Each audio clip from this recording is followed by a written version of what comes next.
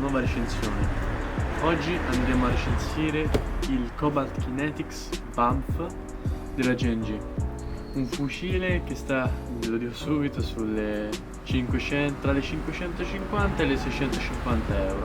Io ho trovato questi prezzi online ed è un fucile molto particolare e in questa recensione vedrete anche il perché.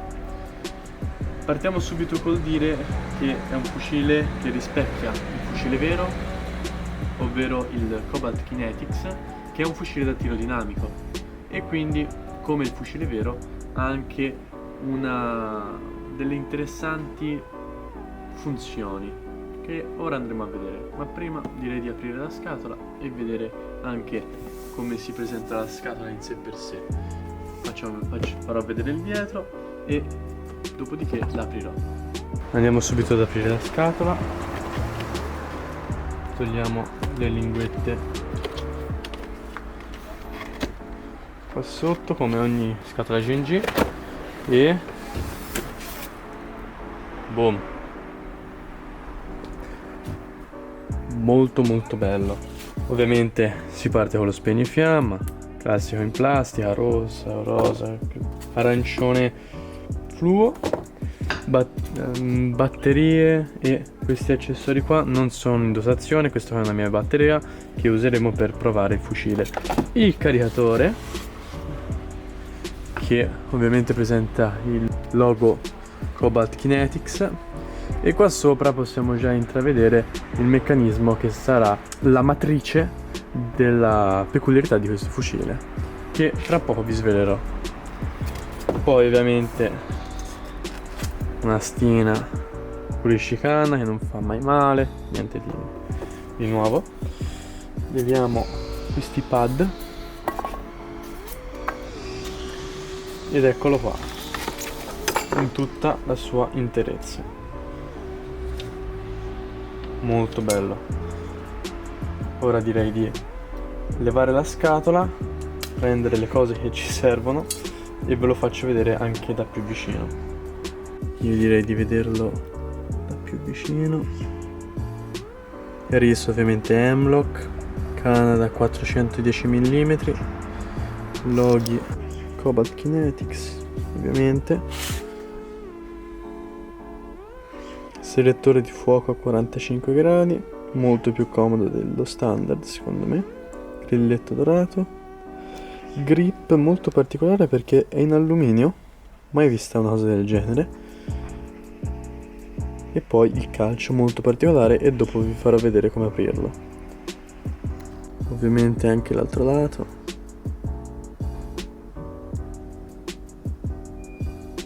nuovamente i loghi,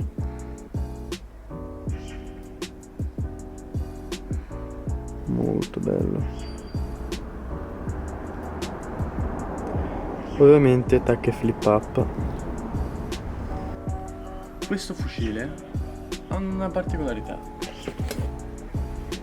Partiamo dal fatto che, da quello che ho letto, è 2 kg, però ragazzi è talmente robusto che sembra davvero pesi molto di più, il che ovviamente non è per quanto riguarda me un pregio, però è comodo, lo senti che è solido, è un fucile che non ti abbandona difficilmente. L'ho anche provato e fa un rumore bellissimo, non l'ha modificato, non ci ha messo niente il proprietario, che un'altra volta ringrazio, il Volpe, lo stesso che mi ha prestato l'MG42 e oggi ci ha gentilmente prestato anche questo bellissimo Cobalt. Però, come dicevo, è comodo. Ovviamente le tacche di mira fanno degli scatti precisi, solidi, però è bello robusto, lo senti, e non ha giochi, non ha assolutamente giochi. E un'altra cosa che mi fa impazzire, ragazzi, è il ball catch che è fantastico, è uno dei migliori ball catch che abbia mai provato. Nel mio Leopard è un pochino scattoso, fa un po' troppo rumore, questo qua è bello, è secco. Ora, avvicino un attimo la videocamera e vi faccio vedere meglio. Eccoci qua. Ovviamente leva ambidestra. Fatto, non ha fatto nessuno scatto, non senti alcuna pressione nell'attivare il ball catch. E poi netto, uno scatto netto, è semplicemente stupendo. Poi spostiamoci, ovviamente abbiamo lo sgancio caricatore maggiorato, ambidestro, ma non serve, o almeno con i suoi caricatori non serve, perché nel fucile vero, nel Real Steel, questo meccanismo qua, quando il caricatore è finito, fa cadere automaticamente i pallini.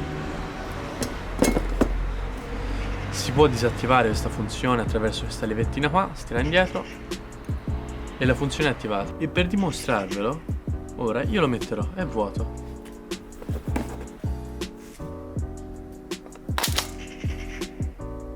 Il meccanismo si è già attivato, non si mette perché è vuoto. Tuttavia, se io chiudo lo sportellino e rimetto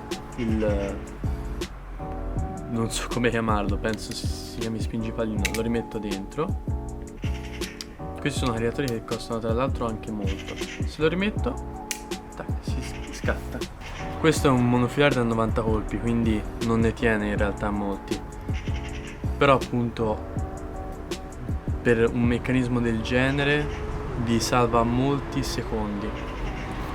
Ora io provo a metterlo, come prima,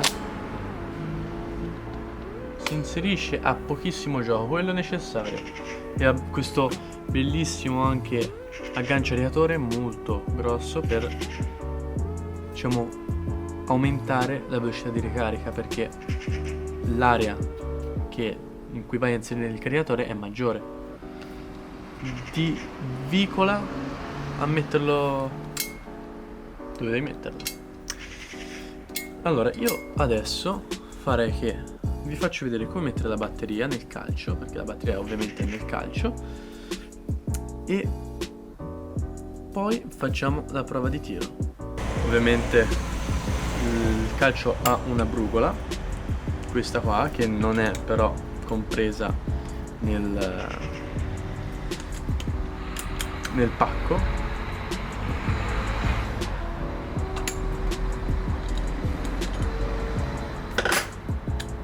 Eccoci qua. E semplicemente lo appoggio un attimo qua. Semplicemente, ragazzi, si sfila. Questo è un blocco unico, ed è anche il fatto, e anche grazie a questo, che ovviamente non ha giochi. Qua si svita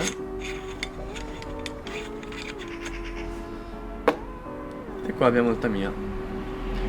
L'unica cosa che ho riscontrato è che è uno spazio un attimo un po' angusto, anche perché questo pezzo qua non è cavo, quindi è pieno, quindi occupa anche di per sé spazio. Ovviamente magari ci prende, è più solido, bello robusto, però ci vanno batterie molto piccole, o almeno per quello a malapena ci va questa, che già è piccola. Ora la metto e lo proviamo subito.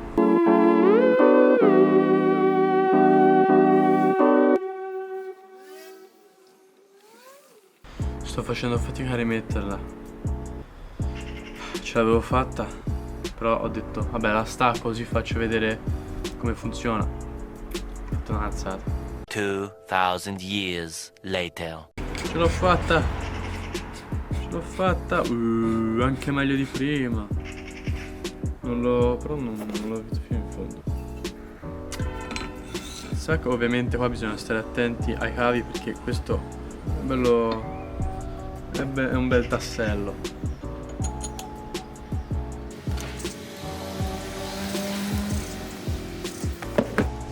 E siamo pronti.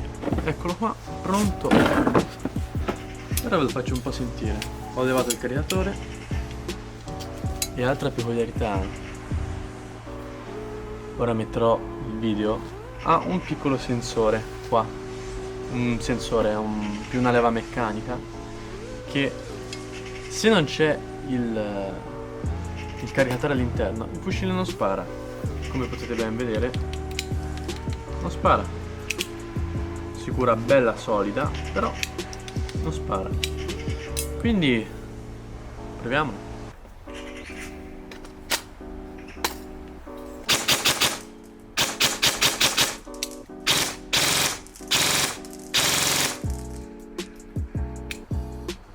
Fa un suono bellissimo.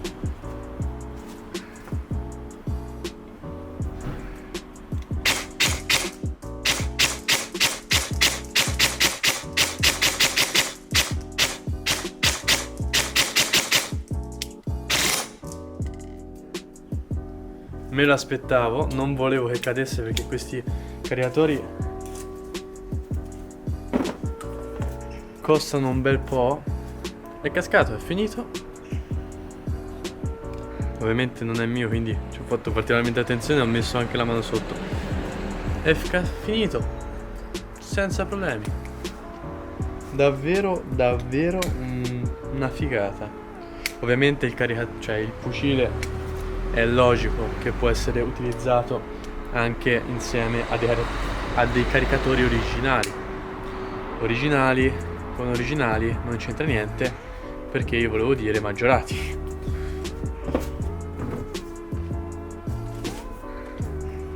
L'opzione va disattivata, però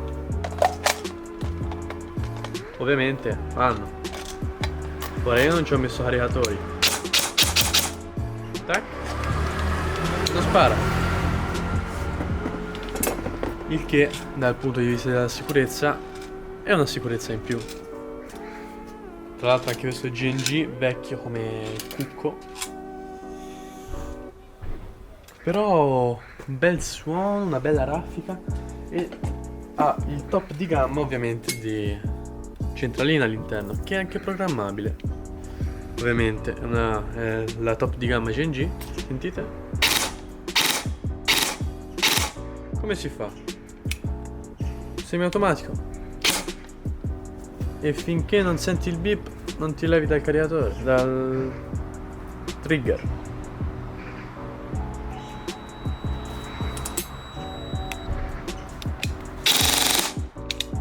Davvero stupendo, cazzo. Ragazzuoli, c'è nient'altro da dire. È una figata allucinante. Lo prenderei? Per la cifra che è? Probabilmente no. Perché questo fucile ha tante cose che mi fanno impazzire, è davvero stupendo, però non spenderei quella cifra lì. O quantomeno non credo sia il mio tipo di stile con questo grip, con questo calcio, con questo coso maggiorato. Non credo sia il mio stile, il colore, però riconosco che è una figata allucinante. Poi c'ha anche il RIS, c'ha l'M-Lock ed è proprio, è bello impugnarlo, però comunque sia non lo comprerei, non credo sia il mio stile. Inoltre però davvero ganzo questo fatto della grip fatta in questa maniera. Signori, io ho cercato di raccontarvi nel minor tempo possibile tutte le peculiarità di questo fucile. Ovviamente è stato difficile anche qua. Diciamo che grazie al Volpe stiamo portando un sacco di repliche davvero particolari. Però comunque sia non lo prenderei, come ho già detto. E voi? Lo prendereste? Fatemelo sapere nei commenti. Signori, io e lui vi ringraziamo. Vi siamo grati di essere arrivati fino a questo punto. Spero di rivederti nel prossimo video, no? Dai. Che fai? Un like non lo metti? E dai, su, mettilo. Commenta, seguimi su Instagram, su TikTok. E niente, Io vi ringrazio e ci vediamo al prossimo video.